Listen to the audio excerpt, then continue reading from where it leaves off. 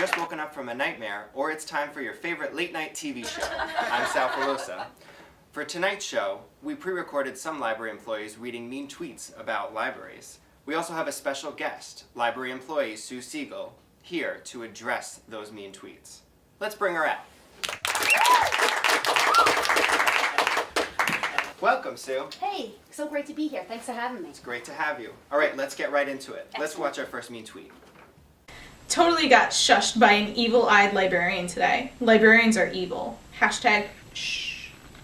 Sue, are your library users this upfront with you at the library? Welcome to the library. Your library is extinct, and then run out. What would you say to this mean tweeter? I say shh to misinformation, Sal. It seems this mean tweeter may be misunderstanding what libraries are all about, at least the Port Jefferson Free Library anyway. We provide a value and a service that is unparalleled to these other so-called information providers, which can be both impersonal and expensive. I mean, just look at all of the programs in the library newsletter. There's something exciting and fun and interesting for all ages, and they're all available with your library card. Happy to hear that. I figured shushing was something they taught you in library school.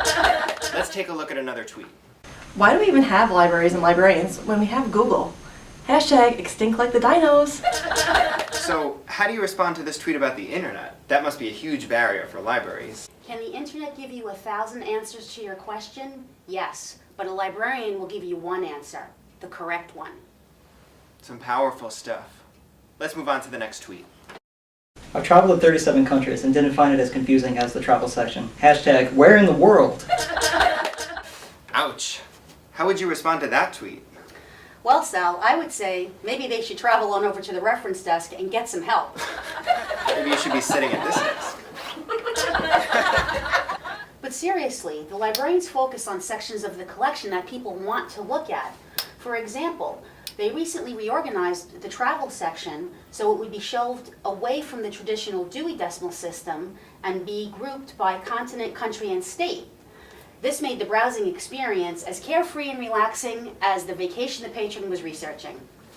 And I feel like we had to travel far and wide to get to the point of that response. Really though, that was some good information. Okay, moving on to the next tweet. I hate librarians. All they do is judge books by their covers. Hashtag haters.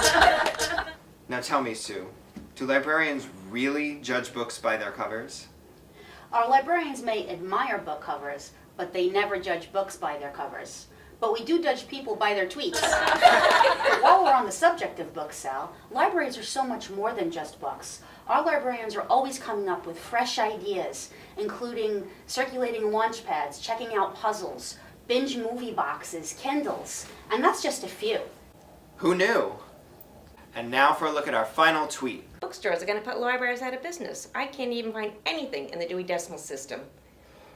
Hashtag frustrated. People do love their bookstores. How do you deal with this competition?